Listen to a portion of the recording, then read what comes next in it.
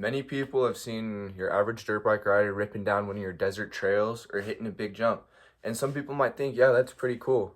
But what a lot of people don't see is what really goes on behind the scenes and what it takes to keep your bike reliable and safe to ride. A lot of people think that if you buy a used dirt bike, you can just hop on it and go rip it.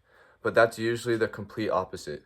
If you don't go through the bike properly, checking bolts, inspecting parts, and making sure everything is there, it can quickly fall apart and in some cases even become dangerous. So today, I'm going to do a walkthrough on what actually goes into rebuilding a dirt bike and what it takes to make one reliable again. I've spent many years wrenching on bikes and learning how to maintain them and rebuild them. From working on my own bikes to doing research just for fun, I've learned how much time, patience, and attention to detail it takes to make a dirt bike track worthy again. Rebuilding a dirt bike takes the right tools, mechanical knowledge, and a lot of attention to detail to make sure everything goes together correctly. In this video, I'm going to go over the tools and preparations required, the process of tearing down a bike and inspecting it, and finally how everything gets rebuilt and put back together. The first step of rebuilding the bike is having the right tools and preparation. To build a bike properly, you'll need tools like a good socket set, torque wrenches, case splitters, and specialty tools for engine and suspension work depending on what you're doing. The tools I personally use when it comes to working on bikes, I have all right here on my little setup. These are some of the specialty tools I personally use for engine work. You have your case splitter right here. You have your gear holder. It works for pulling flywheels, sprockets. You got your crank puller. I got everything's organized. That's one big thing I'm crazy on, is keeping tools organized. It'll make everything so much easier. I got some torque wrenches, some different sized ones. I have all my fluids right here. If I need any cleaners, solvents, whatever. Another really important step that a lot of people overlook when it comes to building a bike or just simply working on it is keeping your parts organized. Personally, when I tear down a bike, I bag and label bolts and parts so I know exactly where they go later, and this makes the assembly process much easier. Here's my YZ I've been working on. I stripped this thing completely down to the frame, almost ready to start going back together. I have all my engine bolts and I have everything labeled, bagged. I know where everything goes. And one other tip that I like to do is when I work on bikes, take as many pictures as possible, because it doesn't matter how good you are at labeling stuff or how good you are at remembering. Taking pictures is the best, especially with everyone that has a phone nowadays. It's super easy just to take a snapshot, and then if you're confused putting it back together or didn't know where something goes, you can just simply pull up your picture and look back at it and see exactly where it goes.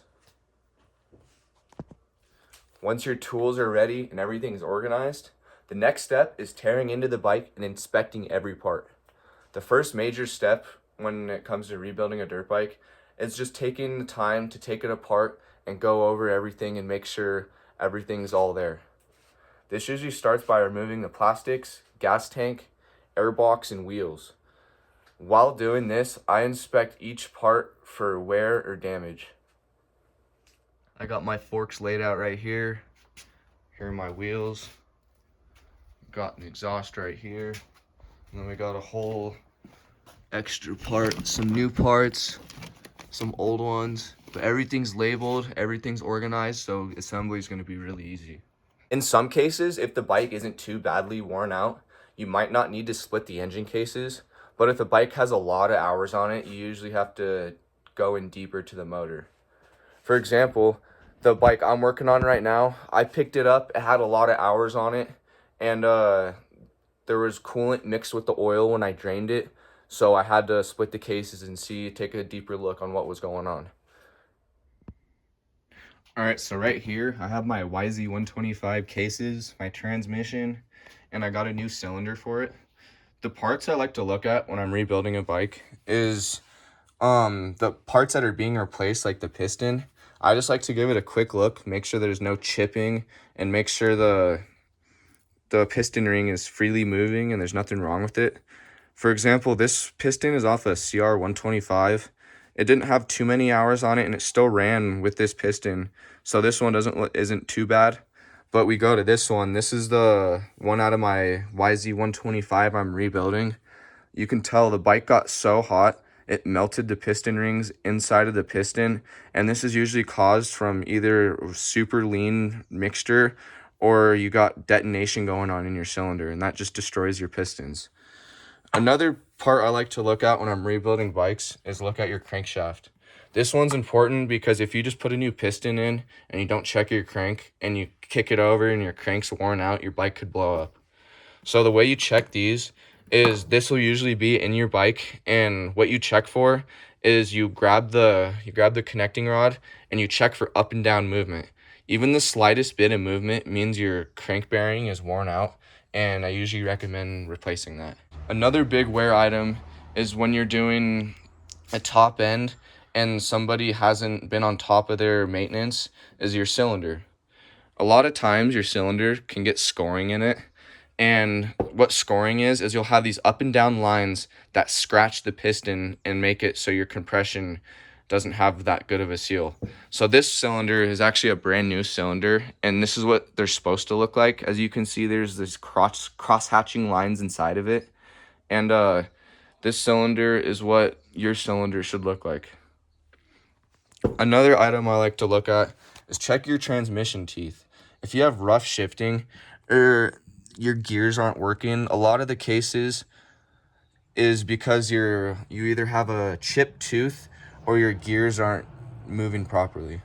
So the way you check that is just look over at the teeth, make sure there's nothing chipped off of them, make sure everything looks good. And then another important part to look at is just check over your cases. Make sure you don't have any cracks in them. Make sure there's no JB weld on them. Just kind of give it like a once over and make sure everything's all good. And then there's one more part that's really important before putting back any bike together. Everything needs to be cleaned properly and greased before assembly. And this includes parts like the steering head bearings, your swing arm bearings, your linkage bearings, and all your axles and hardwares. So what I like to do personally is I'll grab one of my axles or I'll grab a part. For example, what we have here is my front axle right here for the YZ125. Usually when you take them out, they're all crusty and they have a bunch of old grease on them. So I like to take one of the Scotch-Brite pads, like one of these, one of the abrasive ones, and I'll take a solvent, like WD-40, I like the best. I'll just spray a little bit on the pad and then just kind of rub it, make sure all the grease and the grime is off, and when it's done, it should be all nice and shiny like this. And then you just throw a quick layer of grease on it, and then you should be all good to go. And then there's a couple common parts that's normal to replace when you're rebuilding a bike. That includes like hard parts like kickstarters, shifters, chains, sprockets, pistons, and tires. All these parts are common wear items, which it's not really that big of a deal if they do have to replace. Once everything is ready, the bike can finally start going back together. One of the most important things during assembly is using the correct torque specifications from the manufacturer. This ensures every bolt and component is tightened properly so the bike runs safely and reliably.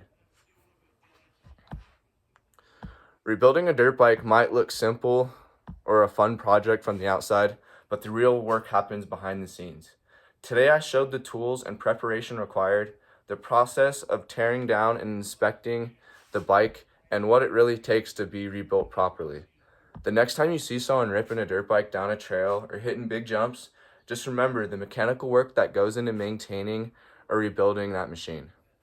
Behind every reliable dirt bike isn't just a machine. It's the hours of patience, knowledge, and careful work that brings the bike back to life.